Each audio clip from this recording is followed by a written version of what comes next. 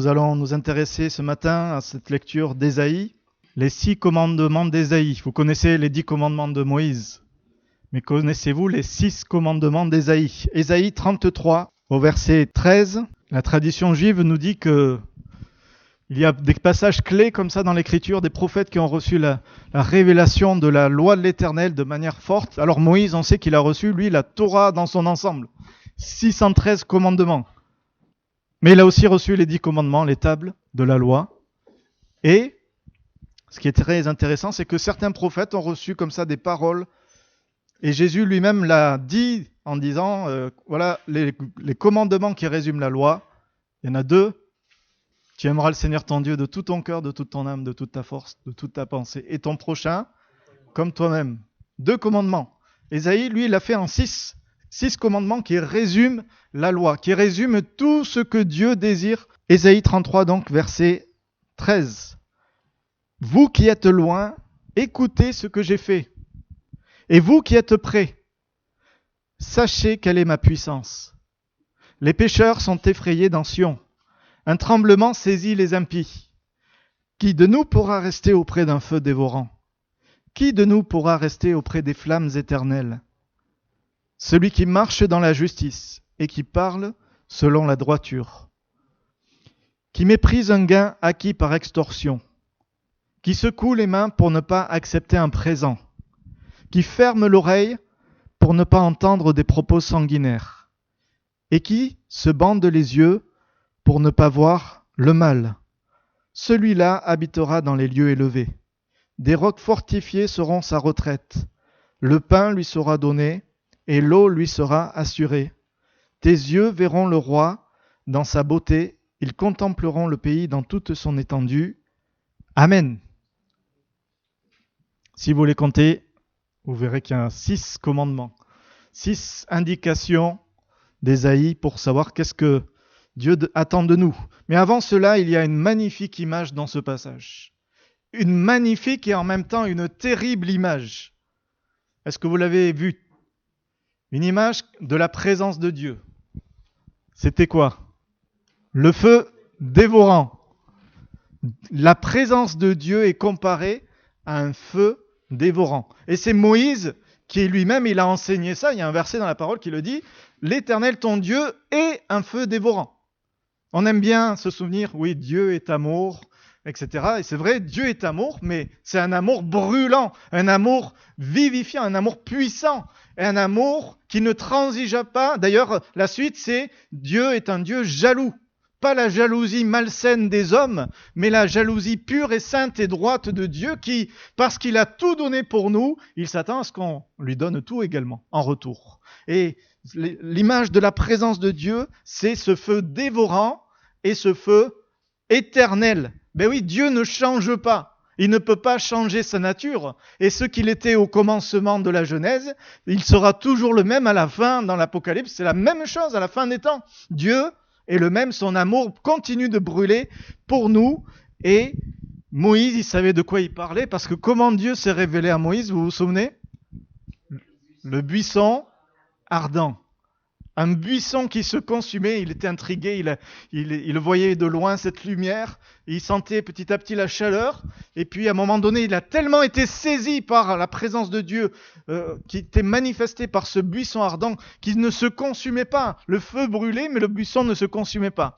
Quelque chose de miraculeux qui était là, mais c'était la façon dont Dieu a choisi de se révéler à Moïse. Et c'est pourquoi Moïse a fait descendre le feu sur toutes les personnes, c'est ça? Non. C'est pourquoi, par contre, Moïse a eu un ministère puissant, parce qu'il a pu s'approcher, pu pénétrer dans ces sanctuaires. Alors, vous vous souvenez qu'il a dû même enlever ses chaussures, parce que tellement il a réalisé combien c'était un endroit particulier, et que Dieu nous garde de ne pas réaliser que sa présence, c'est la sainteté, c'est ce feu dévorant, et que Dieu nous garde de venir de n'importe quelle manière, avec des dispositions légères dans la présence de Dieu, mais au contraire, c'est quelque chose à chaque fois de sérieux. Sérieux, mais c'est pas effrayant. Alors pourtant, dans ce passage, on voit qu'Ésaïe, il va décrire le feu dévorant avec 3 images qui sont là. D'abord un feu terrifiant, ensuite un feu purifiant et enfin un feu vivifiant. Comment est-ce que nous réagissons quand nous sommes dans la présence de Dieu, ou devant en tout cas la présence de Dieu? Eh bien oui, la première chose qu'il est dite, vous le lisez comme moi au verset 14, les pécheurs sont effrayés dans Sion. Un tremblement saisit les impies. On voit que c'est pas un tremblement de joie, hein. Non, c'est la peur, l'angoisse. Et moi, j'ai carrément parlé que c'est un feu terrifiant. Le feu dévorant de Dieu, c'est un feu terrifiant. Oui, mais pour qui? Pour les pécheurs. Hein? Faut être simple.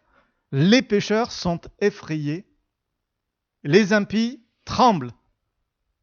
Devant la présence de Dieu, celui qui est pécheur ne peut pas se sentir à l'aise. C'est obligatoire. Et il y a même parfois ce tremblement qui est là. Alors on sait que par expérience, les pécheurs que l'on connaît, les gens qui ne connaissent pas Dieu, ne sont pas forcément terrifiés par la présence de Dieu. Pourquoi? Parce que leurs yeux sont aveuglés. Ils ne discernent pas la sainteté, la pureté, la perfection de Dieu. Ils sont tellement éloignés de ces réalités-là. Le diable a endormi profondément leur conscience, qui fait qu'ils ne se rendent même pas compte de ces réalités-là. Que chaque pas qu'ils font hors du chemin du ciel, c'est un pas vers l'enfer. Et ça, ce sont des réalités. Mais le pécheur qui tremble face à la présence de Dieu, c'est quelqu'un qui a réalisé où c'est qu'il en est, qui a réalisé le mal du péché et qui a réalisé les conséquences aussi du péché. L'Éternel est un feu dévorant, c'est un feu qui terrifie le pécheur qui prend conscience de son état.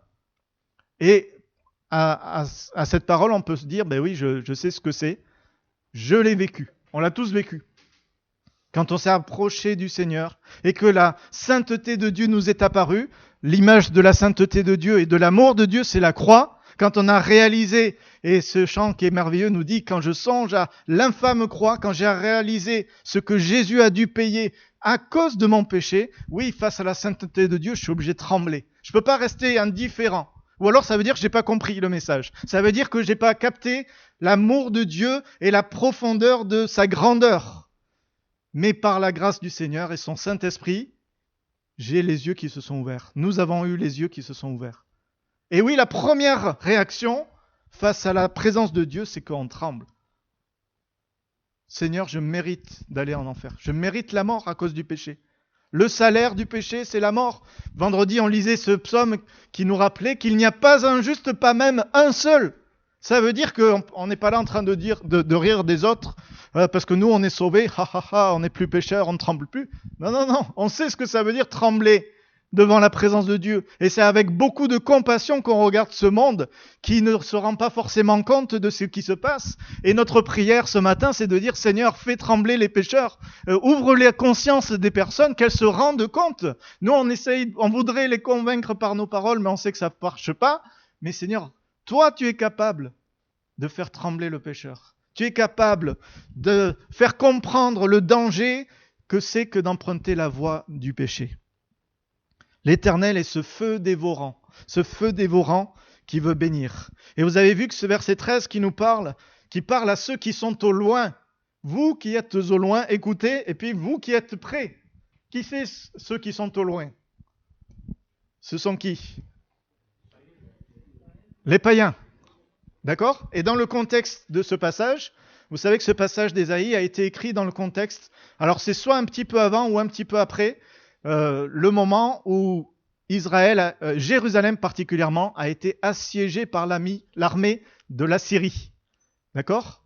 Et le roi d'Assyrie a envoyé Rabshakeh pour venir haranguer la foule qui était là, et puis faire peur surtout en disant que Ézéchias ne vous trompe pas. Il dit qu'il se confie en Dieu, mais c'est n'importe quoi. Est-ce que les dieux des autres nations ont délivré de la main les pays? Non. Alors que vous allez passer par la même chose, la même épreuve. Soumettez-vous. Ézéchias avait pourtant essayé de faire la paix en donnant des trésors, en payant une rançon, un tribut. Mais malgré ça, ils sont venus assiéger. Et à ce moment-là, qu'est-ce qui s'est passé? Ézéchias est venu dans la présence de Dieu, justement. Et il a crié, Seigneur, tu vois, les menaces. Ça nous rappelle les apôtres qui venaient de se faire taper, frapper, humilier à cause du nom de Jésus. et qui sont venus prier dans la chambre haute. Seigneur, tu vois les menaces. Envoie ton Saint-Esprit pour qu'on prêche avec encore plus d'assurance. C'est ça aussi le feu.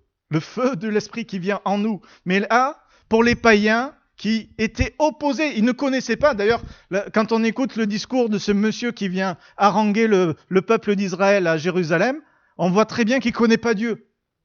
On voit qu'il est à côté de la plaque. Mais parce qu'il prend position, il ne connaît pas Dieu, mais il prend position contre Dieu, ben, le feu dévorant, il va le connaître ce que ça veut dire. Et vous savez ce qui s'est passé ? En une nuit, un ange a tué 185 000 personnes de l'armée. Et ils sont partis. Et le roi d'Assyrie, qui avait méprisé Dieu, qui s'était opposé à Dieu sans le connaître vraiment, il est rentré, il est allé prier son Dieu dans le temple, et c'est là, à cet endroit, que ses fils sont venus le tuer. Bon, pour la fête des pères, c'est pas ce qu'on souhaite aux pères, hein. Mais ça prouve qu'on ne se moque pas de Dieu. Nous, au contraire, nous on veut et on prie. Lucas, n'écoute pas, ne prends pas des mauvaises idées. Non, on sait au contraire que quand on est au Seigneur, les filles, ce sont des bénédictions. Hein ? Il y a des papas qui sont là ce matin. Vous êtes heureux d'avoir des enfants ? Et le Seigneur est celui qui nous remplit de l'Esprit pour pouvoir être des bénédictions. Et ce sont nos trésors. Mais quand des personnes s'opposent à Dieu, quand des personnes prennent position contre Dieu, elles prennent le risque de connaître le feu dévorant qui va terrifier, qui va faire trembler. Et je peux vous dire que quand les Assyriens se sont levés le matin et qu'ils ont vu tous les cadavres dans le siège de l'armée, et ils ont pris toutes leurs affaires très rapidement, ils sont partis. Et c'est là qu'ils ont commencé à trembler. Mais vous remarquez, ça c'est ceux qui sont au loin, ce sont les impies. Mais remarquez ce qu'il est dit dans ce passage, les pécheurs sont effrayés dans Sion. C'est où Sion ? C'est Jérusalem. Donc on comprend que oui, il y a ceux qui sont au loin, qui parfois prennent des décisions contre Dieu sans savoir ce qu'ils font, et ils en payent les conséquences, et notre monde est rempli d'exemples malheureux de ceux-là, parce qu'il ne veut plus entendre parler de Dieu, il est en train de partir dans la corruption. Mais attention, parce que quand on est dans Jérusalem, et la Jérusalem céleste, c'est l'Église, quand on appartient à l'Église, et qu'on est dans le péché, on risque aussi de trembler face au feu dévorant. Et c'est ce qui nous est rappelé. Devant la puissance de Dieu qui s'est manifestée parce que Dieu a frappé l'armée assyrienne, ceux qui sont pécheurs dans Jérusalem se mettent à trembler en disant « Mais est-ce qu'on va pouvoir nous aussi rester ? Est-ce que Dieu ne va pas envoyer son ange contre nous ?» Souvenez-vous que si Samarie, la capitale du royaume du Nord, a été détruite, les gens ont été déportés. Pourquoi ? Parce qu'ils ont abandonné Dieu, ils ont choisi l'idolâtrie plutôt que le Dieu vivant. Ils avaient des veaux d'or, ils se prosternaient, ils offraient des sacrifices, et ils remerciaient ces idoles, alors que c'était Dieu qui aurait dû prendre cette place. Mais il y avait dans Jérusalem des hommes et des femmes qui faisaient la même chose. Malgré les prophètes qui se succèdent, Ésaïe fait partie de ces prophètes. Et heureusement, il y avait un roi qui était intelligent qui a dit, quand il y a eu le problème, qu'est-ce que Ésaïe peut faire pour nous ? On va lui demander de prier, d'intercéder en notre faveur. Mais il n'y avait pas que des personnes comme ça dans Jérusalem. Il y avait aussi des pécheurs. Et quand on ne marche pas dans les voies droites de l'Éternel, face à sa sainte présence, quand Dieu montre sa puissance à certains moments, c'est normal d'être effrayé. Et à la limite, tant mieux, il vaut mieux, parce qu'on est sur le bon chemin pour dire ensuite, Seigneur, je reconnais que tu es plus grand que ce que je pensais, que je me suis trompé, pardonne-moi. Le feu dévorant qui nous effraie, il est là pour nous amener à la repentance. Il est là pour nous amener face au constat que nous-mêmes, on n'est rien devant Dieu, on est tout petit, on est un grain de sable. N'avez-vous jamais ressenti cette émotion-là quand vous vous mettez à prier, tout d'un coup vous vous sentez tout petit, vous vous sentez rien du tout face à la grandeur et la présence de Dieu qui se manifeste. Mais c'est exactement ce qu'on a besoin de ressentir. Et c'est pour ça qu'il y a cette question qui est posée. Qui pourra rester ? Qui ?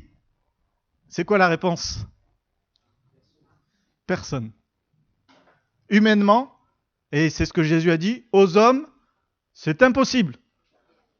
Par contre, il y a la suite. Mais à Dieu, tout est possible. Oui, humainement, il n'y a aucune solution pour accéder au feu dévorant de la présence de Dieu et ne pas être consumé instantanément. Mais À Dieu, tout est possible. Dieu a dit, pour ne pas que le feu dévorant consume les pécheurs, pour ne pas que le feu dévorant fasse du mal à toutes ces personnes que j'ai créées, je vais envoyer quelqu'un qui va prendre sur lui toute la colère du feu dévorant, le jugement, le châtiment. On sait que c'est Jésus. Mais ensuite, pour que ceux qui ont ce feu dévorant dans le cœur par la foi ne soient pas voués à la colère, mais soient au contraire encouragés. Est-ce que le feu, c'est bien ? Oui ou non ? Ah, il y en a qui ont bien réfléchi, parce que vous êtes tous tombés dans le piège. Oui, mais non, ça dépend. Oui, c'est oui ou non, suivant le contexte. Vous êtes encerclés par des flammes dans une forêt. Ah, le feu c'est bien, alléluia. C'est ça que vous allez faire ? Au secours, il faut creuser, il faut se mettre dans la terre, enfin, prier que les pompiers arrivent. Voilà. Mais après, le feu dans la cheminée, quand on est en plein hiver, est-ce que c'est bien ? Ben oui, c'est bien.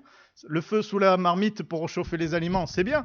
Voilà, il y a des situations qui font que le feu est bon, et il y a des situations qui font que le feu n'est pas bon. Et c'est exactement ce que Ésaïe est en train de dire. Pour le pécheur, pour celui qui prend conscience de sa petitesse face à la grandeur de Dieu, le feu dévorant doit le terrifier, c'est normal. Mais ça doit l'amener plus loin. Et c'est pour ça que, face à cette question qui est là, cette méconnaissance de Dieu, qui pourra rester ? Il est en train de trembler parce qu'il ne sait pas. Ésaïe va dire, attends, si tu mets ta foi en Dieu, regarde ce qui se passe. Et c'est là qu'il sort ces 6 commandements. Le feu dévorant, c'est aussi un feu purifiant. Par la foi, le feu qui terrifie le pécheur devient le feu qui purifie le croyant. On connaît tous le principe de la loupe. Vous avez déjà, quand j'étais enfant, je me souviens, quand c'était en Guinée, j'avais trouvé il ne faut pas jouer avec ça les enfants, hein, mais j'avais trouvé un morceau de bouteille, de verre donc, et j'essayais de brûler des feuilles en concentrant les rayons du soleil sur la feuille. On a tous essayé de faire ça. Mais vous savez que la foi, elle a exactement le même pouvoir spirituel. Par la foi, toute la puissance du feu du Seigneur dévorant, je peux le concentrer pour que Dieu agisse, bénisse. Et c'est exactement ce qui s'est passé. La foi d'Ézéchias, le roi, la foi d'Ésaïe, le prophète, ont fait que la puissance de Dieu, le feu dévorant, est venu consumer l'armée d'Assyrie qui était là. 185 000 personnes. Aujourd'hui, on voit des guerres autour de nous qui durent et on ne sait pas comment ça va se finir. Mais imaginez, là, une journée, c'était fini l'histoire. Parce que Dieu est intervenu, parce qu'il y a eu des hommes qui ont mis leur foi en Dieu. Et on a besoin de laisser la parole de Dieu, parce que la foi, elle vient de la parole de Dieu, et les commandements d'Ésaïe, ce sont des rappels de la parole de Dieu qui nous permettent de concentrer notre foi pour que le feu de Dieu descende. Est-ce que Élie n'a pas eu la foi aussi quand il a fait cette offrande à Dieu et qu'il a mis de l'eau plusieurs fois sur l'offrande? Qu'est-ce qui s'est passé? Par la foi, le feu du ciel est venu sur l'offrande.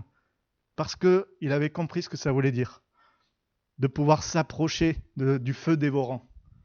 Aux hommes, c'est impossible, et si on essaie de le faire par nos propres moyens, on n'y arrive pas. Mais par la foi, c'est possible. Dieu embrase nos cœurs par son esprit et par sa parole.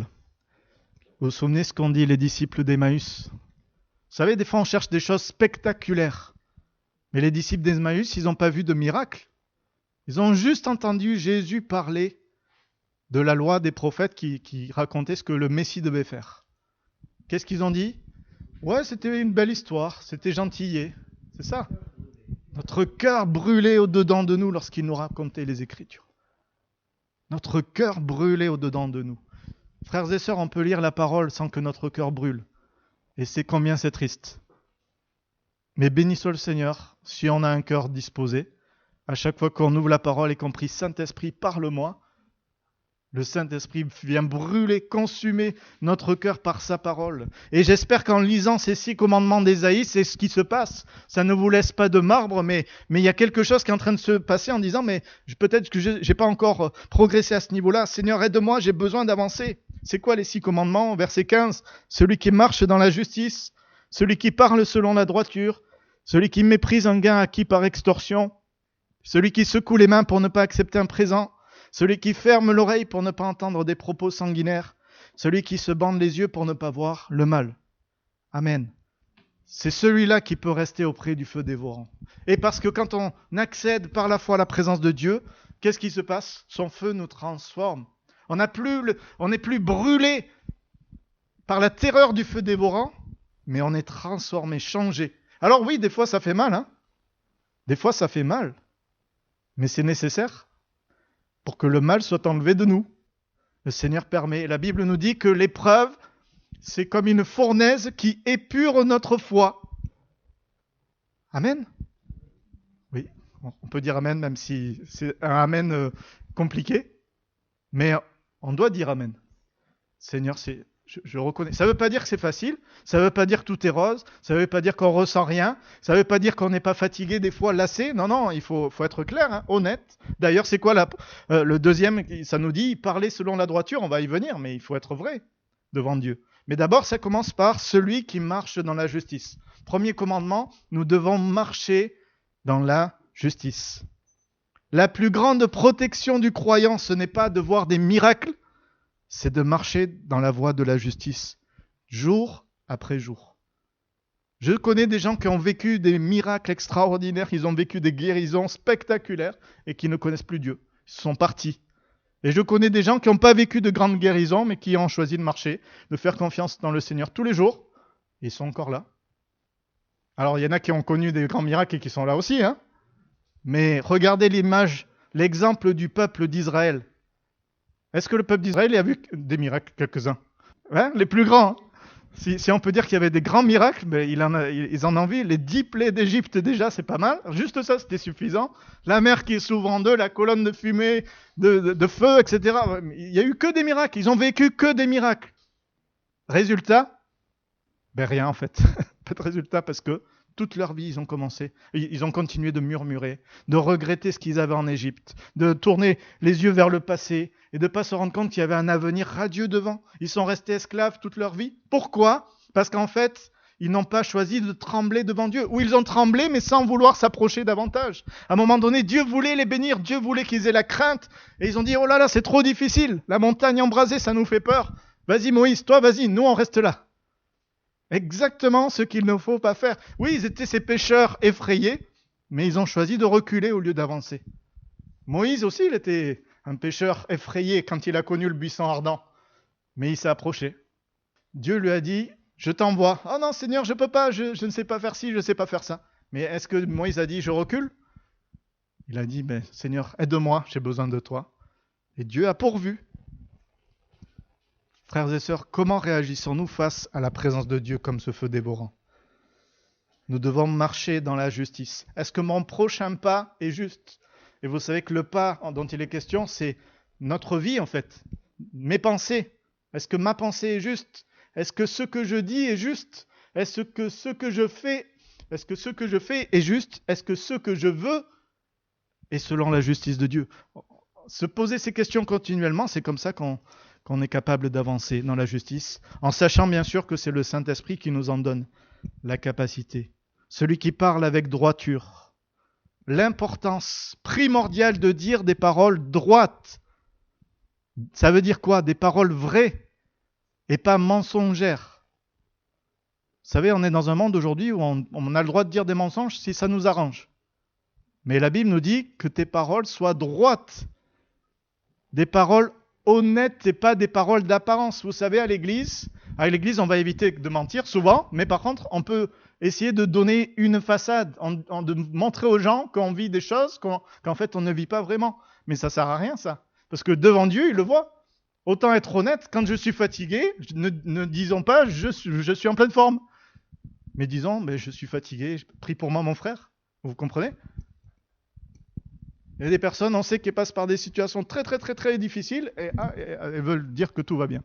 Et puis il y en a d'autres qui ont ce cœur-là, qui ont compris ce que ça veut dire l'Église, qui ont compris ce que ça veut dire la famille de Dieu. Attention, ça ne veut pas dire déballer aussi tous nos tracas, hein, faut être équilibré. Mais dire, voilà, je suis dans un temps compliqué, pense à moi dans la prière. Vous comprenez ? C'est ça aussi, des paroles droites. Est-ce que le pasteur a le droit d'avoir des moments difficiles aussi ?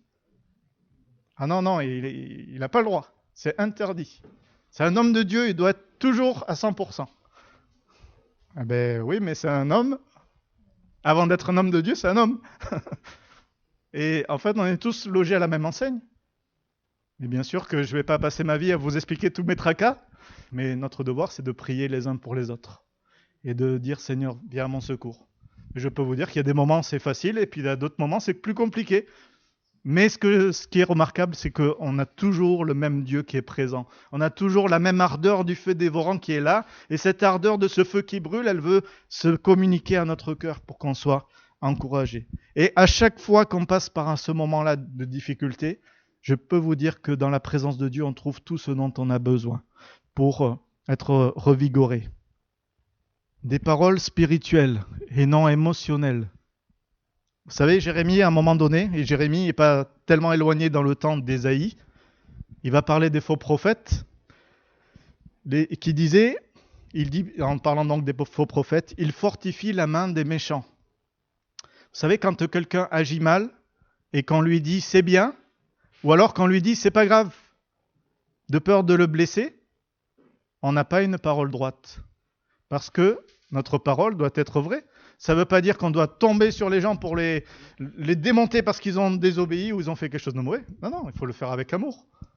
Vous qui êtes spirituels, dira l'apôtre Paul, redressez-les avec un esprit de douceur. Mais redressez-les. Redresser, ça veut dire remettez-les droit. Et du temps de Jérémie, les faux prophètes se remarquaient. Pourquoi ? Parce que à ceux qui étaient méchants, ils disaient « Si super, continue, vas-y, le Seigneur va te bénir ». Et Jérémie, il était là, mais qu'est-ce qu'ils font ? Ils disent qu'ils sont des prophètes de l'Éternel, mais ils ne servent pas Dieu. Et c'est ça que ça veut dire, des paroles selon la droiture. Et que le Seigneur nous aide. Hein. Attention, j'accuse personne ce matin, je cite la parole de Dieu et je m'accuse d'abord le premier, puisque c'est moi qui est en train d'apporter cet enseignement, mais que le Seigneur nous aide à avoir ces paroles droites, ces paroles pures, ces paroles qui bénissent les gens, même si parfois il faut dire la vérité, mais il faut dire la vérité avec amour. Qui méprise un gain acquis par extorsion. Littéralement, c'est par oppression. Ça vous est déjà arrivé de mettre la pression à quelqu'un pour obtenir quelque chose ? Mais c'est exactement ce dont il est question là. Alors des fois, ça ne nous est pas arrivé, mais quelqu'un l'a fait pour nous.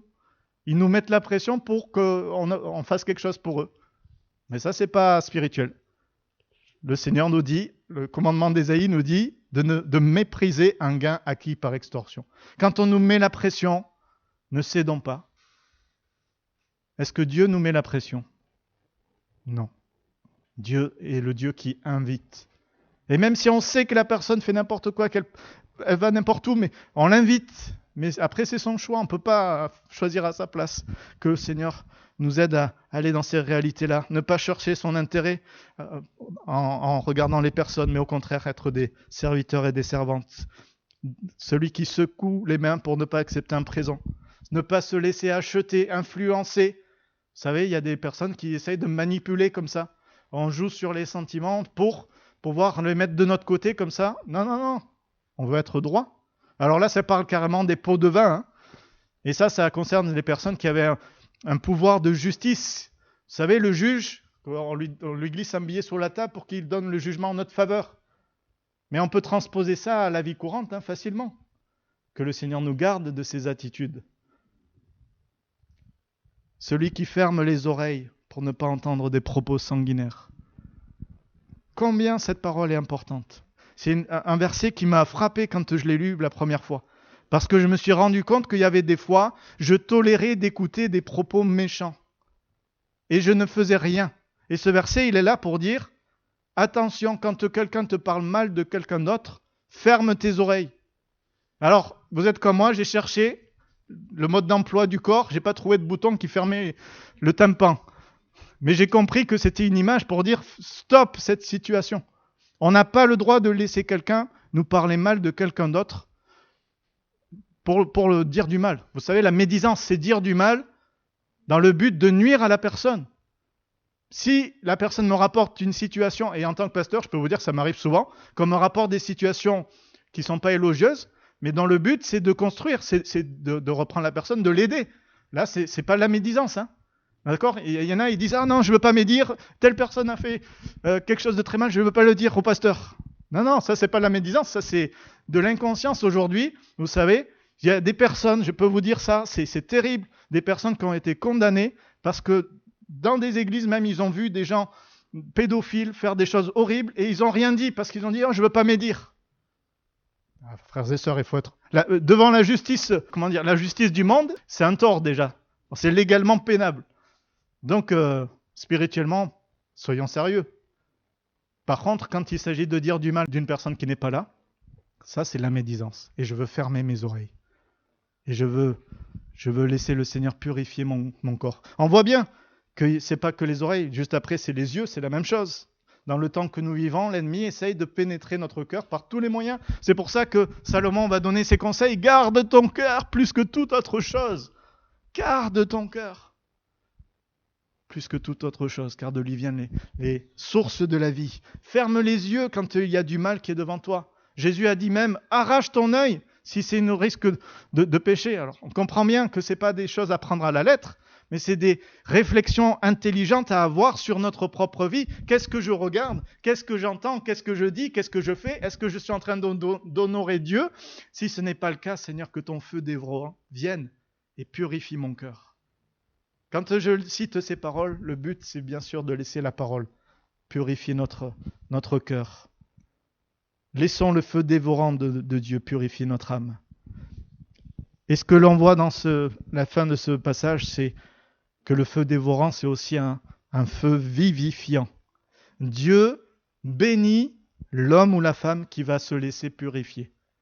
L'homme ou la femme qui choisit de s'approcher malgré son tremblement de pécheur. Seigneur, je ne vaux rien, viens me purifier. On choisit d'avancer, on choisit de mettre en pratique la parole, on choisit de laisser le Saint-Esprit faire son œuvre en nous, même si c'est dur, même s'il y a des combats contre la chair, etc. Seigneur, je persévère. Mais la promesse, c'est que tu vas être béni, mon frère ou ma sœur. C'est ce qu'il est dit, là, on lit à partir du verset 16. Celui-là habitera dans les lieux élevés. Des rochers fortifiés seront sa retraite. Du pain lui sera donné, de l'eau lui sera assurée. Tes yeux verront le roi dans sa magnificence. Ils contempleront le pays dans toute son étendue. Au verset 19, tu ne verras plus le peuple audacieux, le peuple au langage obscur qu'on n'entend pas, la langue barbare qu'on ne comprend pas. C'est les Assyriens, les ennemis. Regarde Sion, la cité de nos fêtes. Tes yeux verront Jérusalem, séjour tranquille. Tente qui ne sera plus transportée, dont les pieux ne seront jamais enlevés, dont les cordages ne seront jamais détachés. C'est là vraiment que l'Éternel est magnifique pour nous. Il nous tient lieu de fleuves, de vastes rivières où ne pénètre point de navire à rame, que ne traverse aucun grand vaisseau. Car l'Éternel est notre juge, l'Éternel est notre législateur, l'Éternel est notre roi. C'est lui qui nous sauve. Amen. Et je suis sûr que même Ézéchias le roi, il disait l'Éternel est notre roi. Tout roi qu'il était avec ce pouvoir, cette responsabilité qu'il avait, il savait très bien qu'il avait cette place-là parce que Dieu l'avait bien voulu et que celui qui était vraiment le roi d'Israël, c'était Dieu.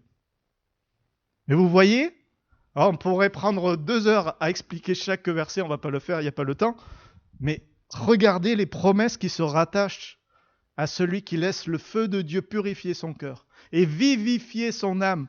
Celui-là habitera dans les lieux élevés. Vous savez que vous pouvez avoir une maison sur la terre et habiter quand même dans les lieux élevés. Par la foi, nous sommes assis dans les lieux célestes en Jésus-Christ. Amen. Et donc, il se passe plein de choses, mais parfois on est au cœur de la tempête, mais c'est comme si on est dans un lieu élevé, on voit la tempête d'en bas, on dit oui, ça fait peur, c'est dur, mais en même temps, il y a ce recul de la foi qui nous permet d'être en paix. Regarde Sion, la cité de la fête. Alors bien sûr, ça parle, ce texte, de ce moment du millénium où Dieu va venir, Jésus va venir régner sur la terre. Mais c'est une image merveilleuse de ce que nous vivons par la foi en tant que croyants, maintenant déjà. Celui qui met sa confiance dans le Dieu d'Israël, il habite dans les lieux élevés. Des rochers fortifiés seront sa retraite. Ils ne disent pas si c'est 64 ans ou 63 ans, la retraite. C'est pas grave parce que c'est la bonne retraite dont il est question, celle avec le Seigneur. La protection avec notre Dieu. Christ est notre rocher sur lequel on appuie notre vie. Du pain lui sera donné, de l'eau lui sera assurée. Et moi j'ai ce verset qui me touche.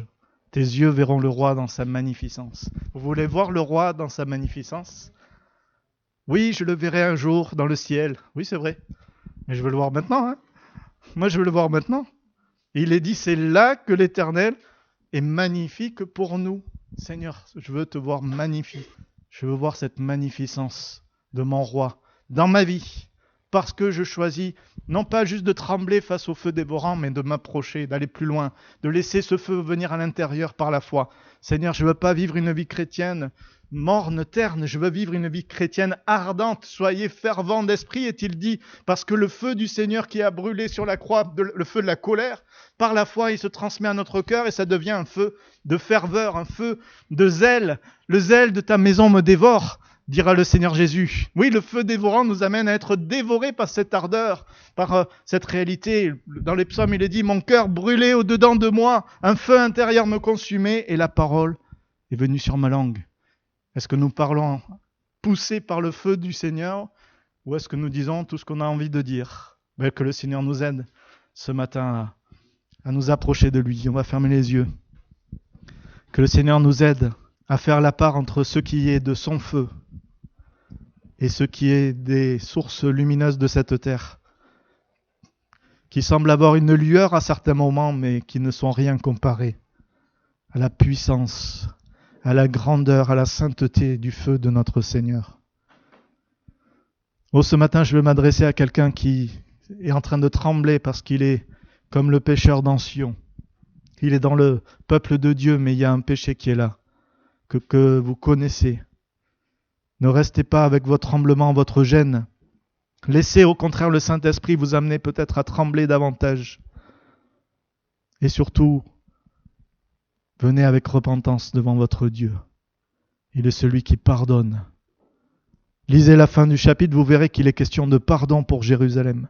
Dieu aime, Dieu ne se lasse pas de pardonner, mais il le fait à des hommes, des femmes qui avouent leurs péchés et les délaissent. Seigneur, rappelle que par sa parole, il purifie nos cœurs. Laissons-nous purifier en profondeur. Ne montons pas sur les grands chevaux en pensant qu'on est déjà arrivé au bout, mais venons avec humilité devant notre Dieu. Laissons-le vivifier notre vie, notre foyer, notre famille, nos enfants qui ne connaissent pas Dieu. Laissons-le vivifier nos parents, nos frères et sœurs qui sont éloignés. Laissons-le vivifier nos voisins, nos collègues de travail. Laissons le feu du Seigneur déborder de nous, ce feu intérieur qui consumait le psalmiste, qui puisse venir se manifester dans nos actes, dans nos bouches, dans nos pensées, dans tout ce que nous sommes. Oui, que ce soit le feu du Saint-Esprit qui anime nos âmes. Ce matin, approchons-nous avec assurance du Seigneur. Éternel, merci pour ta parole. Merci pour ce feu dévorant. Nous ne voulons pas craindre, nous voulons pas trembler face à ta présence, mais nous voulons réaliser à quel point elle est bonne, même si elle fait mal à notre chair.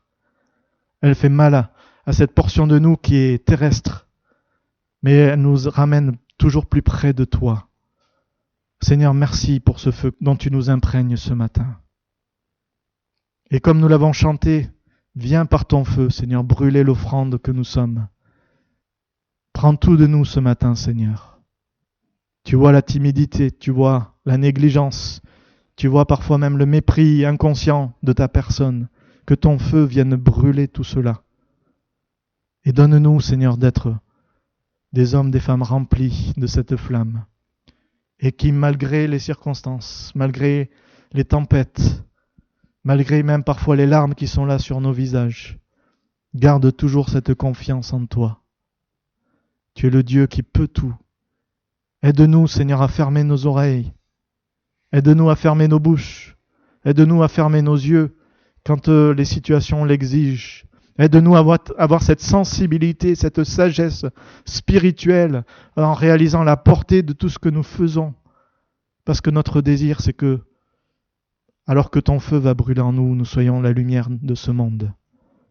Sans toi, Seigneur, nous rappelons toujours cette vérité. Sans toi, nous ne pouvons rien faire.